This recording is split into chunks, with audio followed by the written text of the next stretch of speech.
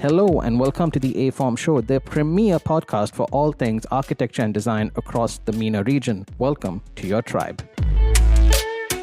Hello and welcome to the show, everyone. Today's guest is Somya Angolkar, co-founder and partner of IDA Interior Design Associates. With over 20 years of experience in interior design and project management, Somya has delivered luxury, hospitality, residential and commercial projects across the region. Having trained as an architect and spent 9 years with Hirsch Bedner Associates, shortly known as HBA, she brings deep expertise in hospitality design and concept development, all the way going to project delivery. Through her work at IDA, she continues to create thoughtful, high-performing spaces that balance creativity, functionality, and most importantly, lasting user experiences. So without further ado, let's get into it.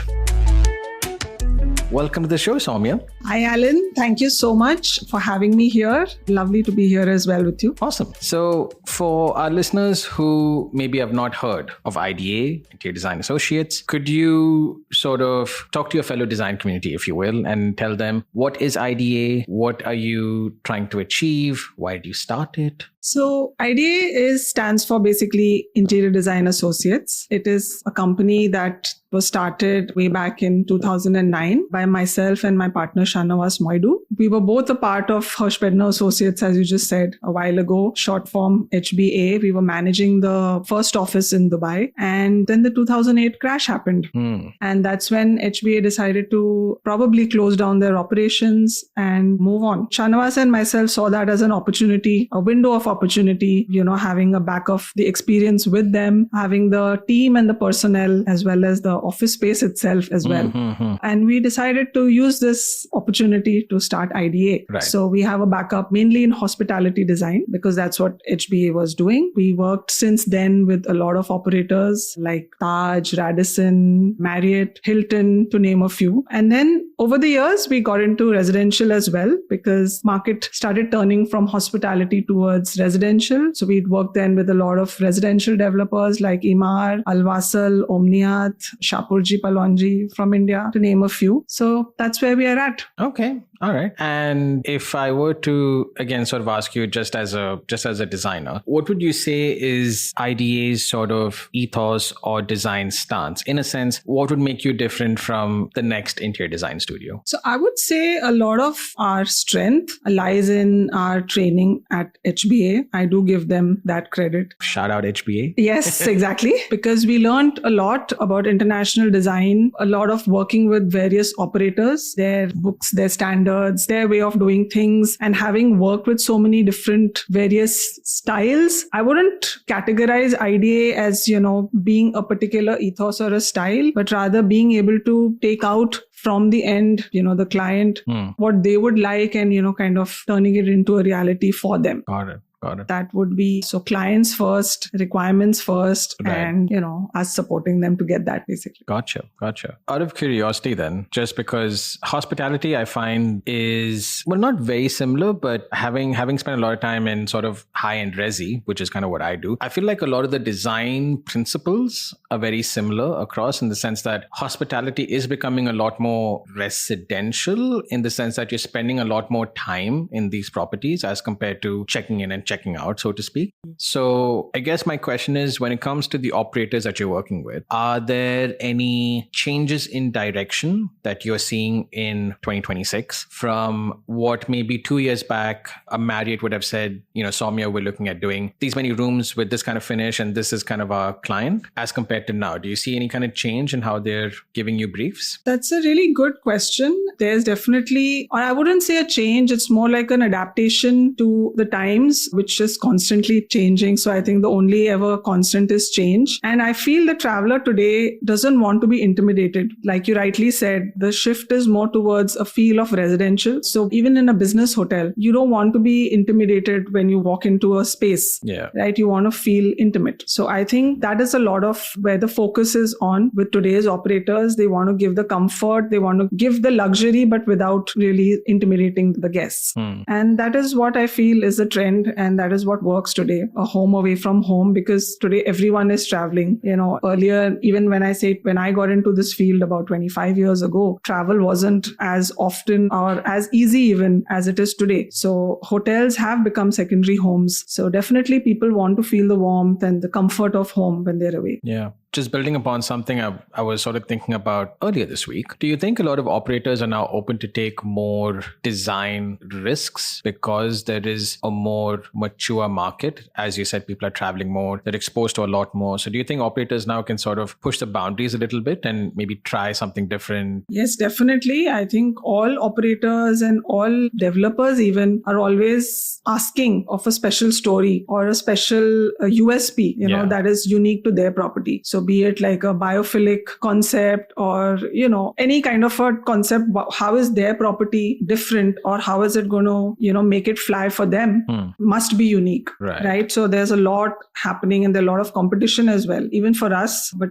more so for them of how does their property become unique, right? Gotcha. So there are a lot of concepts that we have to work on and continuously think about and explore. And that's very exciting actually for us. That's very challenging. Yeah, no, and there's so much you can do, right? Which is awesome. Yes. I almost then have to sort of ask the other side of the coin, which is, it seems to me, and you can completely disagree, it seems to me that there are a couple of projects and a couple of operators who want to do something unique just for unique sake, which is not necessarily adding value, and it might just be for the Instagram post or whatever, but again, from a property asset, not really adding value. So the general question to you would be, what do you think operators are maybe not doing correctly or could improve upon?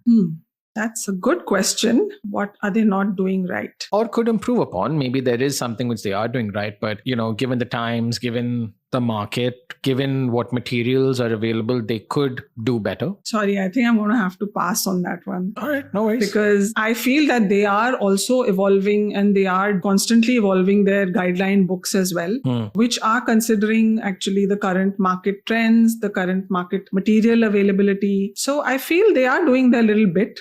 And then the rest, of course, is left up to us to explore. Of course, for them, budgets are always a constraint. True. But I can't call that a flaw, technically. In fact, it's a challenge for us, which we happily accept. Yeah. So there have been instances where, our 3-star hotels, for example, we just did a Taj Vivanta and a Ginger combo hotel in Bangalore, which is one of the largest Taj till now. And the Vivanta is basically a 4-star category. But, with our kind of design, staying within budgets, using materials within budgets, but we managed to make it look absolutely like a 5-star. And so now they're also extremely happy with the project. They love the design, but they're scratching their heads and they're like, oh my God, Vivanta is a 4-star category, but you made it look like a 5-star. So, that kind of a situation. So I think as a brand, I think the operators are trying to evolve and move ahead, Okay. Can I ask a very ignorant question on my part, right? Because while I do know hospitality design to a sort of superficial level, what really is, from a designer point of view, a fundamental difference between a 4-star and a 5-star? Okay. So I think the first thing are the amenities, the number of restaurants. I think that is one of the main, and of course, then it is the standard fixtures that you have in the bathrooms. Right. So you usually have a 3 fixtures in a 4-star, whereas a 5-star might give you a 4 fixture, like a tub,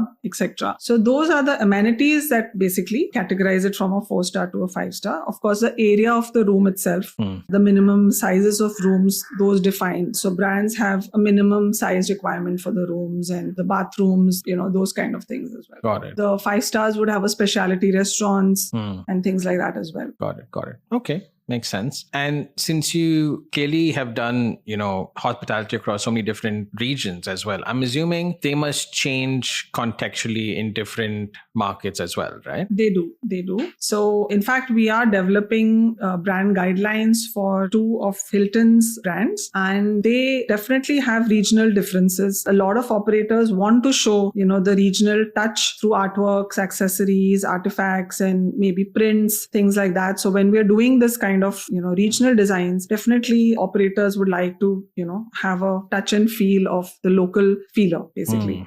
Okay.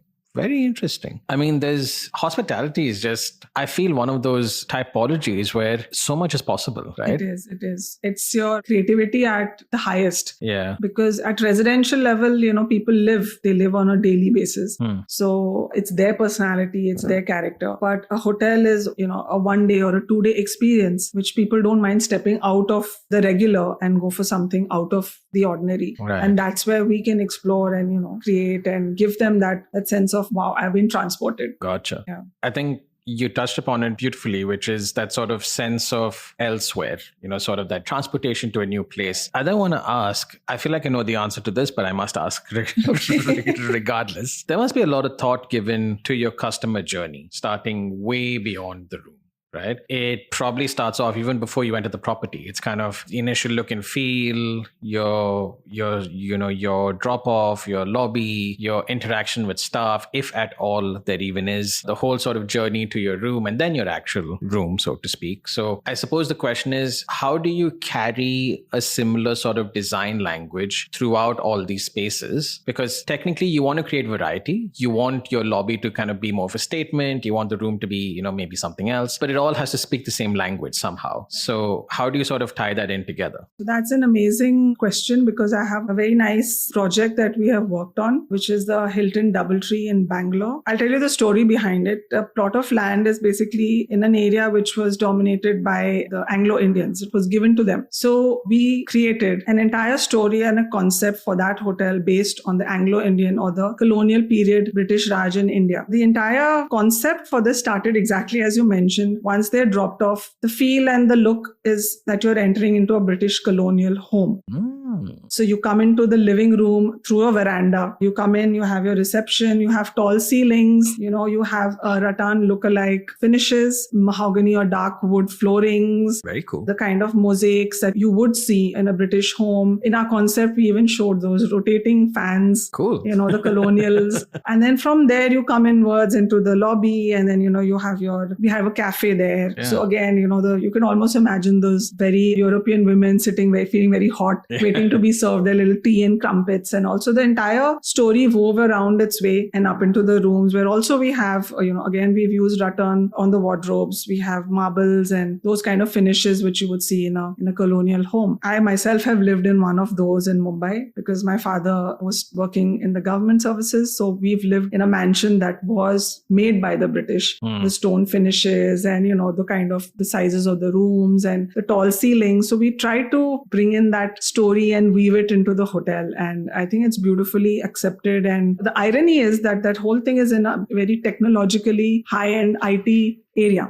So this suddenly, exactly like what I said earlier, almost transports them from this very IT hub. There's all these very high-tech buildings with glass facades, and the architect and us work together. So there's this old brick facade on this building. Suddenly, you feel, oh wow, I've entered into a different era altogether. Yeah. I can almost close my eyes and visualize it, right? Yes. So actually, when we did the presentation also for this, I love doing that. It was during COVID actually. So we were all working from home, but I will probably share that later with you. And we didn't talk or we didn't present it physically. We just made an entire video with, the music, the orchestras and the kind of, and at the end of the presentation, when the video ended, there was for a minute, there was absolute silence. And I was my heart was oh my God, did we do something wrong? This is either very good or very bad. Who knows? And they were, exactly. And they went oh my God, wow. We have never seen a presentation like this. Nice. So they were we felt we are there. Yeah.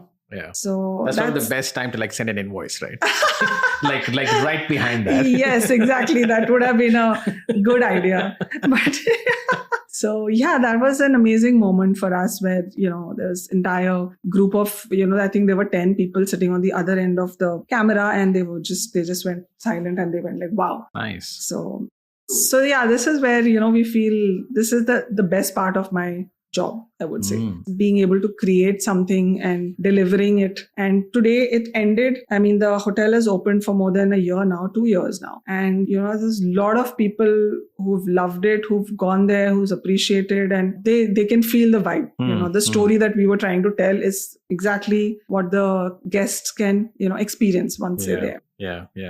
I feel like you're a very appropriate person to ask my next question, which is a bit more localized. How do I put this mildly? The city of Dubai has seen a dramatic change in hospitality over the last few months. Yes. I don't know how else to mention it, but it's true. It has, right? And the opportunity is that many hotels are now shut for renovation. Right. Few of them rightly so, others not so much. But I think the opportunity now is that as a collective, as an industry, hospitality has a platform to completely transform come September, come the new season, etc., etc. So I guess what I want to know from you is, as we sit here, kind of the start of summer 26 in Dubai, and we have these projects that we know are kind of going to reopen. As a hospitality designer, what are you hoping these guys do? What are you thinking they're going to try and do, try and change, etc.? So yes, I think we are seeing definitely sort of a trend, you can say, where a lot of hotels and brands are using this time wisely so to, upgrade the property to get ready for the new season, because that is going to happen. That is a given. Yes. Every time we felt this is it, this is where it ends for Dubai, and Dubai has bounced back with, double and triple the volume and the energy. And I know this is what's going to happen. So anyone who's smart enough to use this time wisely to invest in that, the new season, because it's going to come back with the force. Yeah. People don't like sitting at home. I think we all saw that during COVID, right? Exactly. The minute it ended, everyone was out like they've been let out of jail. Yeah. And this is what we are seeing. It kind of was like that. It was like that, right? It felt like that. And that is what the situation is feeling like that too. A lot of people are not still coming to Dubai because of the little bit of, the unsurety. But once they do, it's going to be a complete, more than square one. It's going to be like 3 times more. And I'm happy that a lot of operators and owners are doing this wisely because they know that Dubai is going to bounce back. Yeah. So what do you think they're going to actually, or rather,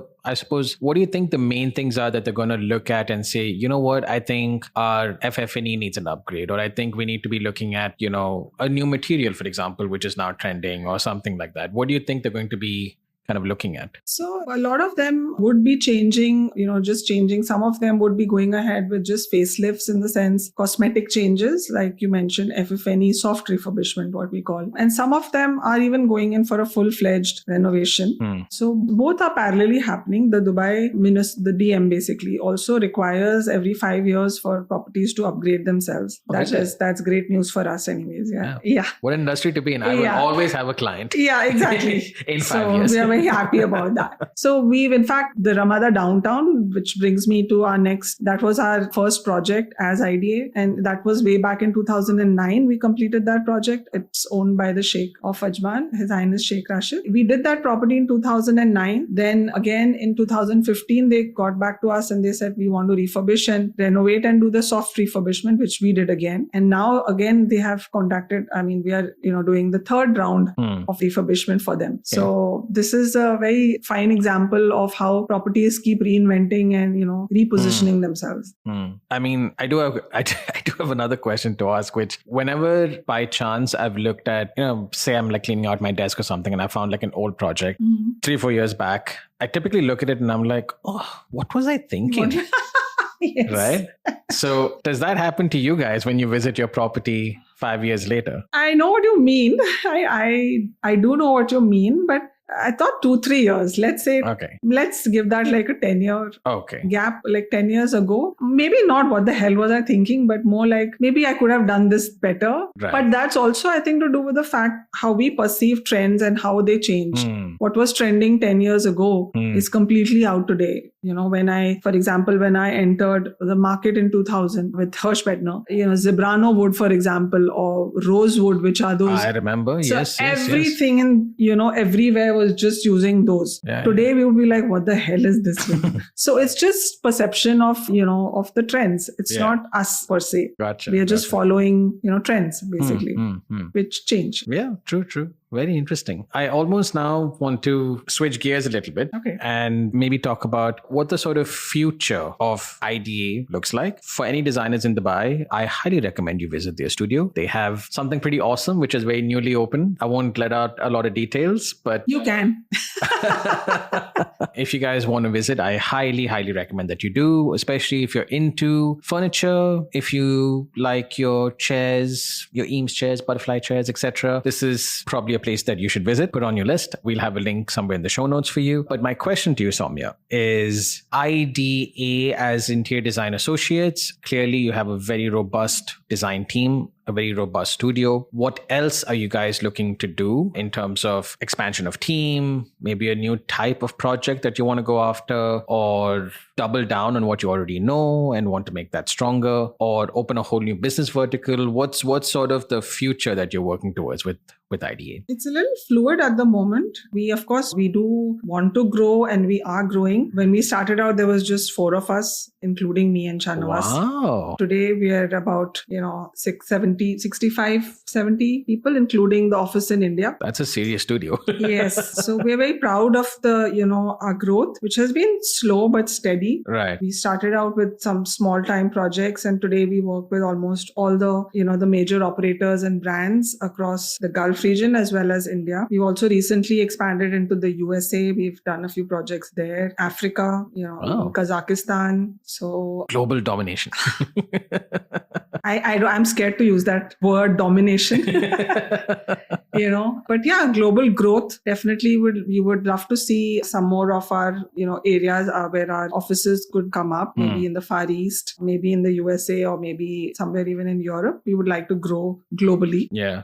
And yes, work with more operators, maybe get into more of private residences, because at the moment we are not doing too many private residences. Right. So though we do residential complexes, residential towers, but personal spaces we've been avoiding it so far. We've been approached quite a few times, and we have done a few very high-end residential. But I think we would be getting into that segment with, as you mentioned, IDA Homes was one of the intention for IDA Homes was to also get into the residential market, private residential. It's an interesting, albeit a little bit difficult area to get into, because you're entering into people's personal spaces. But it's also something where, creativity could be explored. And so a lot of our, our people here said, why aren't we doing this? And we thought about it and we said, why aren't we doing it? So that's something that we are looking at, clubbed along with IDA Homes. Yeah. I mean, I can probably speak to the sector. And it is a very double-edged sword in the sense that on the one hand, it is, when done correctly, it is very fulfilling. You can take a lot of risk if your client wants to. Although everyone has a budget, when it comes to their home, I've realized budgets expand. Yes, definitely. They will find the money. Absolutely. You're 100% spot on, bang on. Yeah. When it comes to other things, yeah, sure, let's value engineer, let's look at an alternative, etc. But if I'm going to live here, I'll find the cash.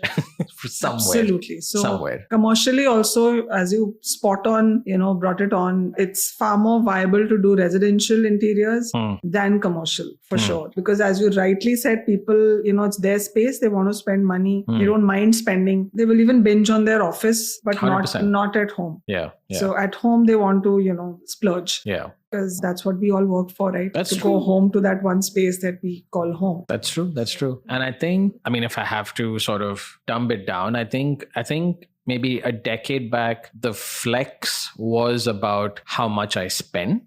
But I think now the flex is, look at how special what I have is. I think gone are the days where, maybe 10 years back, it was all about, I got Minotti's fall collection, for example. And it was just the fact that it was Minotti. As much as I love Minotti, no offense, but my point is that's pretty much all it was. But I think now that same client probably says, this is bespoke, one of one from Minotti for me. And that's the kind of flex now. And I'm feeling that customization is kind of what they're after. And I think maybe hospitality probably has the same sort of direction, right? You're kind of trying to make things as curated for the guest as possible and maybe not stay as generic. Yeah, that's right. Definitely. I feel people are looking for that, as I mentioned earlier, that one special element or that one special touch that's theirs, right? So you're right on that front. Definitely. Of course, brand names will always have a place. they will always hold their value. But I think that's what we are trying to endeavor. And that's a very, personal, I feel very passionate about this, is that I am able to give someone an end product which they are proud to own and as my brand name, but it has a very good value to it in terms of what they've got for what they've paid. Right. So I want people to feel proud of that ownership. Yeah. I'm talking about IDA homes right now. Yeah. And that is something that I want to reach out from a middle income person to a higher income should feel proud to own a piece. Right.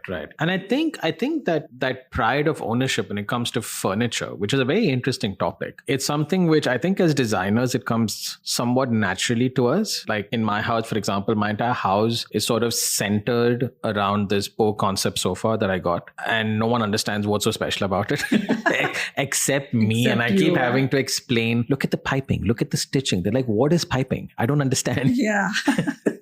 So I think it comes naturally to us as designers, but I think the larger audience are now sort of awakening to this. They are, and I would say in that sense, Pinterest is our best friend or worst enemy. I can't say. Yeah. Because everyone has become very design aware now. So in that sense, actually designers are suffering, I would say, a setback in a way because, or maybe not, because the users have become very clear about what they want. Yeah. Unlike earlier, right, where they didn't have, they knew what they wanted, the elements they wanted, but they couldn't visualize it together. And they couldn't understand that, an Egyptian painting with a Taj Mahal doesn't work, right? With an Eiffel Tower somewhere in the background. So, but today's, because of Pinterest, because of, even AI actually is making things so much easier that people know exactly what they want. So somewhere in I feel in the near future, designers may have to, on this front, it's a little bit of a tricky space, I feel. Yeah, I find it, yes, definitely. I've had some clients who, have shown up to a meeting with like a folder of like, this is what I want, this is the carpet I want, this is, which to an extent is good. But I think when it kind of gets locked into specifics, that is probably where it becomes a problem. So I'd like to tell clients wanting a carpet is good because now I know, okay, it's a soft finish, it's not a hard finish, fine. But if you tell me you want a low pile, red, feature rug, that's where I'll kind of draw the line and say, let's just keep it as a rug for now. And let's see. Yeah. And let's see what happens. So yeah, but on the flip side, I think personally as a designer, I would much rather want an informed client than an uninformed one. Oh, yes, definitely. Because I feel... Oh, for sure. I feel it's a shorter hill to climb. It is. Oh, those are scary because then they're like, kuch maza nahi aa raha hai. Yeah. Do something nice. This kind of vague, and then that gets a little... It's not iconic, Somya. It's not iconic enough. Exactly. No, the worst is maza nahi aa raha hai. Yeah. I think that is something, you're right. The informed client is, definitely way, way better than someone who doesn't know what they want. And then we have to go to 100 iterations to explain until they finally so definitely in that sense it's good. Technology is here with us. We just have to know how to use it and not fall behind. Right. I almost want to ask, because you've sort of, obviously you have a workflow that works without a doubt, and you've definitely perfected it, tweaked it over the last 20, 25 years, which has resulted to significant growth as well-delivered projects and things like that. Where do you sort of stand on AI plugging into this? Do you think and the reason I ask that is the sort of knee-jerk reaction everyone has is that AI, okay, I can generate an image. But personally, I feel that there's so much more you can do with it. You can start looking at specs, you can start looking at drawing reviews, you can start site supervisions remote, like there's so many different things you can do. And I'm curious to know from different studios how you're sort of plugging in AI to your workflow, especially when you're this established, because you have a system that works. It works. Absolutely. Definitely AI is the need of the hour today. And the reason for that being is that the client also knows it's there. And the client is also demanding a lot more from us in a shorter span of time. And humanly to do that within that is difficult without the help of AI. I say help. Just help. Help is the key word. Yeah, help is a keyword here, because at the end of the day, what a human can do or create, no AI could do that. Gotcha. So I feel definitely AI is very, very useful. We are using it, when we are talking about, again, you mentioned specifications. So, you have certain images that you want to just get a quick dimensioning of. Those kind of things, the AI tools are really helpful. But for presentations, they're really helpful. But at the end of the day, I still feel it's 85% human work and 15% AI. But we are using it more and more into our, everyday work. We are definitely taking its help. It's helping us to shorten certain, deadline timings and to meet those times, definitely. So we are getting there. Okay. It's definitely, we need to be there. Right. So nothing you But, can... having said that, because my father-in-law was an architect too. He's no more now, but I was just going through one of his books. Actually, it was there in our promotional video when we did the first video. I'm holding his book, his reference book rather, and it's full of hand-drawn sketches of architectural buildings around the world. And I'm looking at that and I'm saying, no, absolutely no AI tool can create this magic that I'm seeing here on this in my hand. Yeah. Maybe the newer generation doesn't understand or may not appreciate, but somewhere I feel the magic of the pen in the hand is it'll never die. It's something that should be preserved, should be carried forward, and should be, now whether we want to use AI to, build on that, maybe, but it's something that we should not let it die. Yeah. I think there are some analog things which as designers we should hold on to. Sketching is definitely one of them. Physically reading a book is probably another one. I'm not going to be a purist and say, oh, you should listen to vinyl music and things like that also. But I feel like you said, there is something in keeping things analog, especially in sketching, that whole sort of, I've talked about this at length, right? Which is, sure, you can have AI, sure, you can generate images. But I've been in so many meetings where, we've done a presentation and the client's kind of been lukewarm and they're like, oh, but could we maybe look at, one extra room here? Extra angle. Or what does